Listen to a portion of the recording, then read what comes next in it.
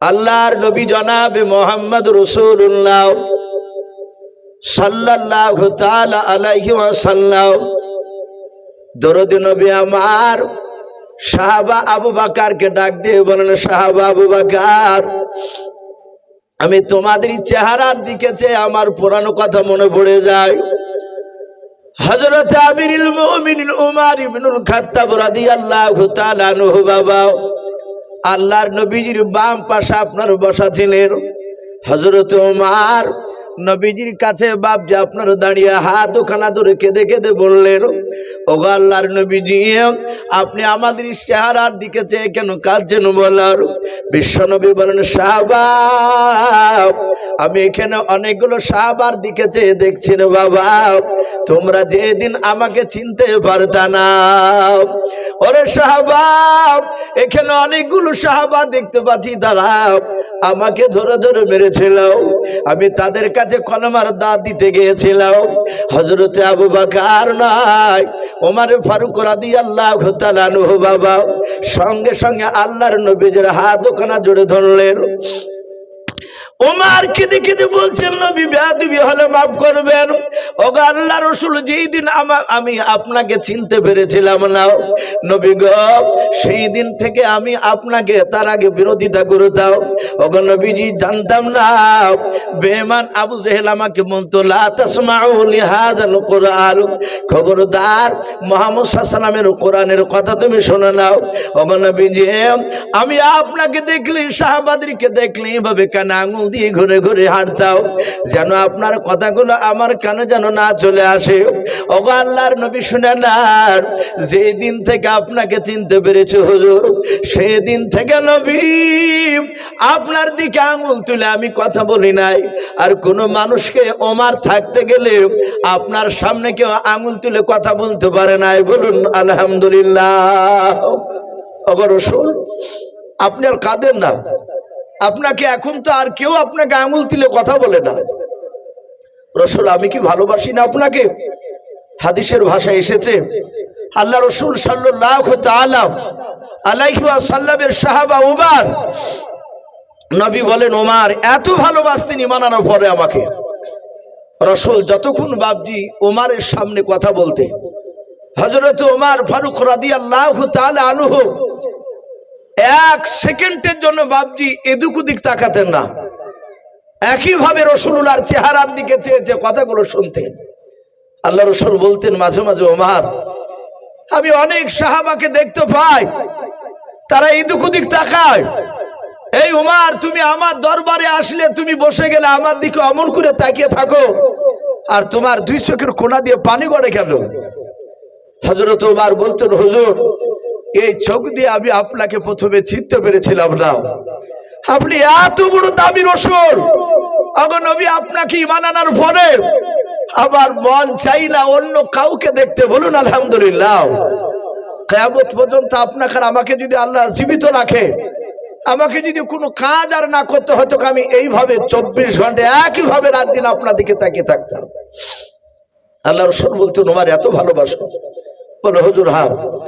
আমার সেই উমর রাসূলকে বলছেন, হুজুর, আমি ঈমান আনার পর তো আপনাকে কেউ মারেনি। আল্লাহ রাসূল বললেন, ওমর, তুমি কি ভুলে গিয়েছো, তুমি ঈমান আনার পরে আমাকে এক ইহুদি অন্যায় করে কথা বলেছিল।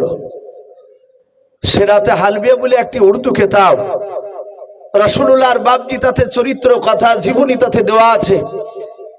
আল্লাহ রাসূল বলেন, ওমর, তুমি শুনবা? বলে, হুজুর একটু বলো, কবে আপনাকে ইহুদি আমার সামনে গালি দিয়েছিল আমি ঈমান আনার পরে?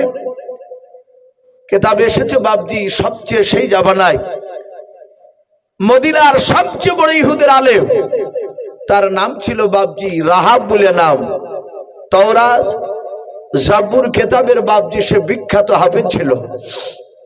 এখনো বর্তমান খ্রিস্টান গির্জায় যারা ইমামতি করে তাদেরকে পাদ্রী বলা হয়। ইহুদের আলেম সেই রাহাব পাদ্রী পণ্ডিত, সে তাওরাতে বাপজি পড়েছে আখিরি জামানার একজন রাসূল হবে।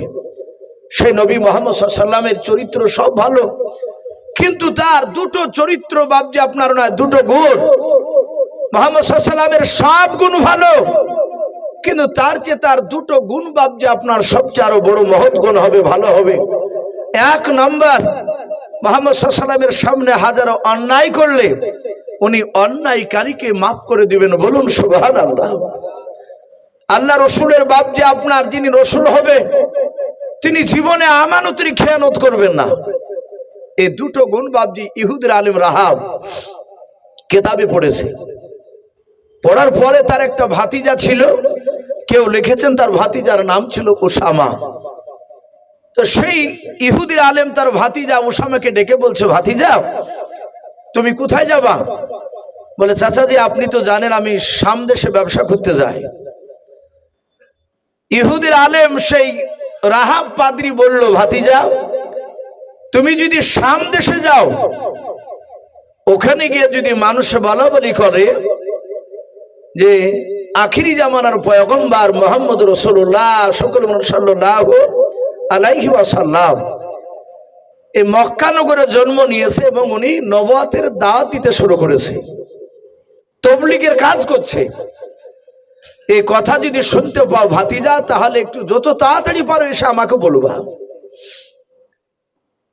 বাপজি আমার সোনা লালেরা, এমন একজন রসুলকে আমরা পেয়েছিলাম যে রসুল মক্কাতে জন্ম নিয়েছে, মদিনাতে রসুলুল্লাহ যায়নি, অথচ মক্কা রসুলুল্লাহর নবুয়তের কথা মদিনায় পৌঁছে গিয়েছে। বলুন আলহামদুলিল্লাহ।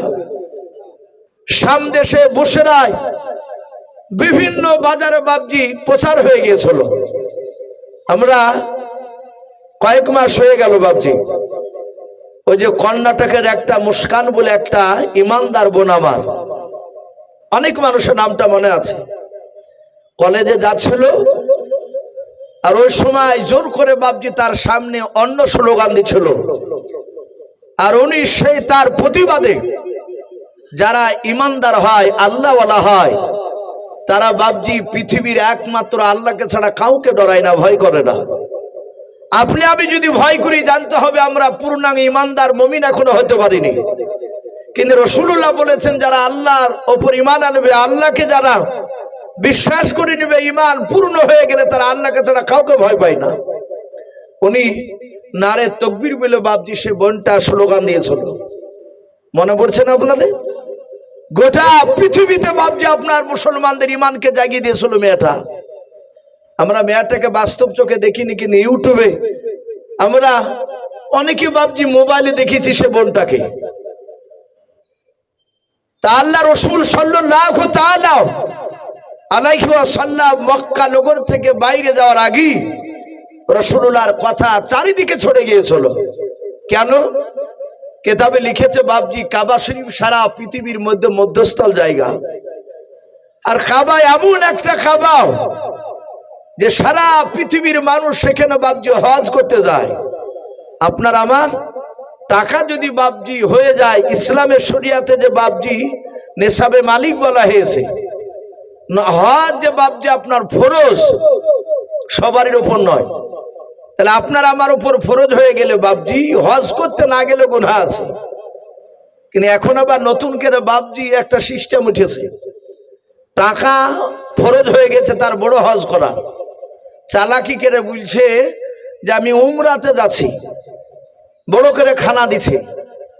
বলে চাচা বড় হজে গেলেন না? বলে বাপ একবার দেখে আসি। প্রথমে দেখে আসে, তারপরে এবার বড় হজে যাব। 100-র মধ্যে বাপজি 98 জনা ওই উমরা করেছে আর বড় হজে যাচ্ছে না। ওই টাকাকে বাঁচানোর লোকে, যে টাকা কম দেখছে উমরাতে, লোক জানবে যে মদিনায় গিয়েছিল, রাসূলের কবর জিয়ারত করেছে, যেখানে অনেকগুলো লোক। আবার হাজী সাহেব না বললেও রাগ করছে, আমি কেন কথাটা বললাম, উমরাতে করে এসেছে। আমি বললাম কি ব্যাপার দাদু কেমন আছেন, সালাম দিয়ে তখন বলছে হ্যাঁ মৌলবী মানুষ তুমি, আমাকে হাজী সাহেব বলে সালামটা দিলে না আগে, হাজী বলিলে যেন এর রাগ হয়। তা আমি বললাম দাদু মাফ করবেন, আপনাকে হাজী বলা যাবে না। তখন বলছে তোমরাই ফতোয়াবাজি করে বেড়াও গা, তোমরাই বলো না, তাছাড়া প্রায় লোক আমাকে হাজী সাহেব বলে। এদিন আজ দিন 10 আগেকার কথা বলছে বাপজি। হজ এমন একটা জায়গা, আল্লাহ রসুল মক্কাতে জন্ম নেওয়ার আগেও কাবা শরীফে বাপজি মক্কাতে পৃথিবীর মানুষ হজ করতে যেত। কথা সত্য না মিথ্যা বলো? তারা হজে যেত, কিন্তু তখনকার হজের নিয়ম ছিল আলাদা। আল্লাহ রাসূল সাল্লাল্লাহু তাআলা আলাইহি ওয়াসাল্লামকে আল্লাহ এমন একটা জায়গায় পাঠিয়েছিলেন মক্কাতে, যে সারা পৃথিবীর মানুষ সেখানে হজ করতে যায়। মক্কা নগরে রাসূলুল্লাহ কলমার দাওয়াত দিয়ে দিয়ে দেখলেন সবাই মানে না, সবাই রাসূলকে মানেনি। আল্লাহ রাসূল শুনতে পেলেন সেই মদিনা থেকে, তখন তো মদিনার নাম ছিল না, নবীজি মক্কা থেকে মদিনাতে হিজরত করে যাওয়ার আগে ওই মদিনার দেশটার মদিনা ছিল না। কোরআন শরীফে তাফসীরে পাওয়া যায়, মারিফুল কোরআনে দেশটার নাম ছিল ইয়াসরিব। কি নাম বললাম? ইয়াসরিব নাম, ওই এখন যেটা বর্তমান মদিনা হয়েছে। তো ওই ইয়াসরিব দেশ থেকে বাপজি এক নয় দুই নয় 50টা বয়স্ক লোক আর যুবক ছেলে মিলে তারা দল বেঁধে বাপজি হজে এসেছে। আল্লাহ রসুলের কাছে একটা বাচ্চা ছেলে গিয়ে বললেন, ওগো আল্লাহ রসুল, ইয়াসরিব অর্থাৎ মদিনা থেকে 50টা লোক আমি দেখে আসলাম, তারা কাবা শরীফের পাশে দূরে তারা তাম্বু টাঙিয়ে আছে, তারা বৈকাল বেলায় তাম্বু টাঙালো। আল্লাহ রসুলকে ওই বাচ্চা ছেলেটা ভালোবাসতো, নবীর উপর ঈমান এনেছিল। আল্লাহ রসুল বললেন, বাবা সত্যি বলে? হ্যাঁ। নবীজি বুক ভরা আশা নিয়ে চিন্তা করলেন, আমি আজই রাত্রিবেলায় যাব। ওরা বিকালে এসেছে, তাম্বু টাঙিয়েছে, আমিও গিয়ে ওই ময়দানে গিয়ে তাম্বু টাঙাবো। তাম্বু টাঙিয়ে সারা রাত সেখানে কোরআন তেলাওয়াত করব, আল্লাহর ইবাদত করে সকালবেলায় আমি ওই মদিনার বাসীদের কাছে গিয়ে এই দ্বীনের দাওয়াত, কলমার দাওয়াত দিব। সম্মানিত ভাইরা আমার, বাবা জীবনেরা, আল্লাহ রসুল সাল্লাল্লাহু তাআলা আলাইহি ওয়াসাল্লাম তিনি গিয়েছে। আর বেঈমান আবু জেহেল বাপজি লক্ষ্য করত যে মুহাম্মদ সাল্লাল্লাহু আলাইহি ওয়াসাল্লাম কোথায় কোথায় যায়, ও নবীর বিরোধিতা করত। আবু জেহেল দেখলো তো বেটা চলে গেল ওই মক্কা নগরে কাবা শরীফের ওই ময়দানে। তখন তো বাপজি এত ঘর ছিল না, ফাঁকা মরুভূমি পড়ে। আল্লাহ রসুলকে যেতে দেখে বাপজি বেঈমান আবু জেহেল রাত্রিবেলায় আরো 9টা লোককে, কেউ বলেছেন 10টা লোককে ডেকে সে একটা দল গুছে নিয়ে মদিনার সব বাপজি আপনার তাম্বুতে গিয়ে মানুষকে ডাকলো।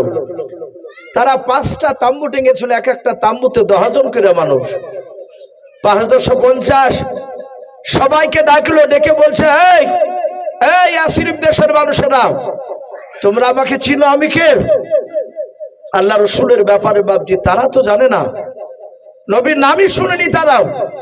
আবু জেহেল বলল, আমি মক্কার বড় নেতা, আমি তোমাদের বাপ দাদাদেরকে ভালোবাসি, শুনে নাও, আমি তোমাদেরকে একটা কাজ থেকে সাবধান করতে এসেছি।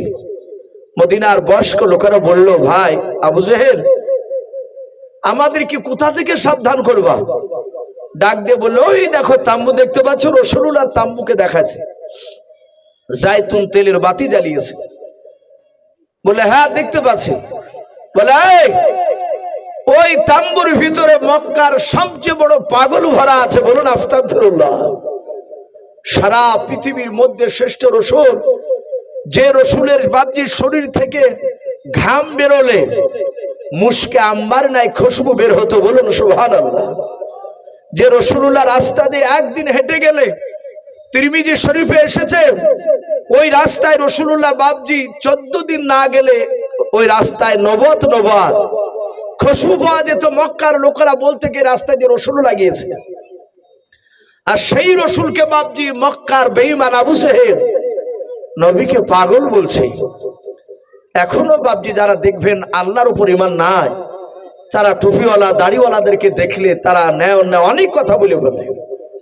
আবু জেহেলরা যেমন বলতো, আবু জেহেল বললো, ওই লোকটার কাছে তোমরা রাত্রিবেলায় যাবে না। বলে, কেন? বলে, সে একটা নতুন কি কথা বলছে, ওই কথা যদি না শোনো, আমাদের বাপদাদার বিরুদ্ধে কথা বলছে, না শুনলে তার তাম্বুর ভিতরে পাথর ভরা আছে, আর সেই পাথর দিয়ে বেটা তোমাদেরকে মেরে শেষ করে দেবে। তোমরা রাতে যদি না যাও, সকালবেলায় ওই পাগলা আসবে তোমাদের তাম্বুতে। আবু জেহেল এটাও জানে যে রাসূলুল্লাহ আসবে, কৌশল করে বাপজি কথাটা বলছে। আল্লাহ রাসূল সাল্লাল্লাহু তাআলা আলাইহি ওয়াসাল্লামকে ন্যায় কথা বললো, পাগল বললো, নবীর কাছে পাথর ভরা আছে বললো। মদিনার তারা 50টা লোক বললো, ভাই আমরা রাত্রিবেলায় কেউ যাব না, কিন্তু বাপজি আবু জেহেল ভেবেছিল রাসূলুল্লাহর কথাকে তাড়াতাড়ি করে মিশে দেবে, কিন্তু আবু জেহেলরা যত তাড়াতাড়ি চেষ্টা করেছিল রাসূলের দিনকে বাপজি মক্কা থেকে বাইরে বেরোতে দিবে না, কিন্তু তার চেয়েও তাড়াতাড়ি রাসূলুল্লাহর ঈমান আরো বাপজি কলমার দাওয়াত চারি বিশ্বে পৌঁছে গিয়েছিল। বলুন আলহামদুলিল্লাহ। চারিদিকে তাড়াতাড়ি ছড়াচ্ছে। আল্লাহ রাসূল সাল্লাল্লাহু তাআলা আলাইহি ওয়াসাল্লাম বিশ্ব নবী বাপজি তাম্বুর ভিতরে বসা, বুক ভরা আশা নিয়ে রাসূলুল্লাহ রাত্রিবেলায় ওখানে থাকবে, সকালবেলায় কলমার দাওয়াত দিবে। রাসূলুল্লাহ ভেবেছেন একটা দুটো লোক যদি আবার কথা মেনে নেয়, সবাই না মানলে একটা দুটো তো মানবে। মদিনার লোকদেরকে বারণ করলো, আবু